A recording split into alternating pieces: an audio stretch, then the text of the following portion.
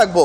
পুলিশের সঙ্গে গাজওয়ারি করে গ্রেফতার কুণাল ঘোষ, বৈশ্বনাথ চট্টোপাধ্যায়রা পদ্মপুকুরে পৌঁছে পুলিশকে বিষোদগার মমতার।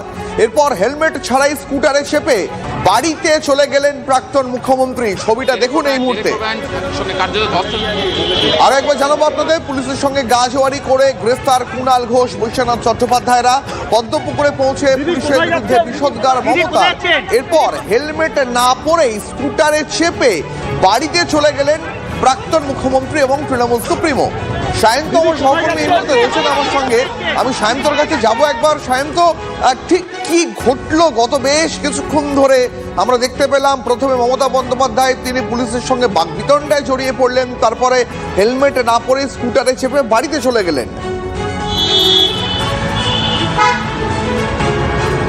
দেখো, নিটের প্রশ্ন ফাঁসকাণ্ডে যে ধরনের আন্দোলন চলছে গোটা দেশ জুড়ে, সেরকমই আন্দোলনের ডাক এবং সে মিছিলের ডাক দিয়েছিল রাজ্যের তৃণমূল, ছাত্র পরিষদ এবং যুব নেতৃত্ব।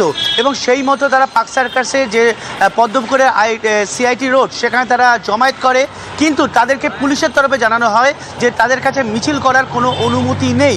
এরপরই তারা কলকাতা হাইকোর্টে চলে যায়। হাইকোর্টের যখন শুনানি চলছে সেই সময় কুণাল ঘোষ, বৈশ্বনাথ চট্টোপাধ্যায়রা সেখানে একটি ম্যাটাডোরের উপর উঠে তারা স্লোগান শুরু করে এবং তারা দিয়ে বক্তব্য শেষ করার পর মিছিল করতে শুরু করেন, কিন্তু ততক্ষণে কিন্তু কোর্ট থেকে কোনো রকম অনুমতি আসেনি। এরপর যখন তারা পুলিশকে ধাক্কা মেরে তারা এগোতে শুরু করেছেন, সেই সময় পুলিশ তাদের কিন্তু একে একে গ্রেপ্তার করে। প্রথমে কুণাল ঘোষ, দোলা সেন, ডেরেক ওব্রায়েনরা পৌঁছে গেছেন লালবাজারে। কি বলছেন দোলা সেন, শোনাবো সরাসরি। এবং এক্স কাউন্সিলর এবং আমাদের দলের পদাধিকারী এবং কর্মী 12-15 জন সম্ভবত, আমরা ঠিক কাউন্টটা জানি না, তারা অ্যারেস্টেড হয়েছেন।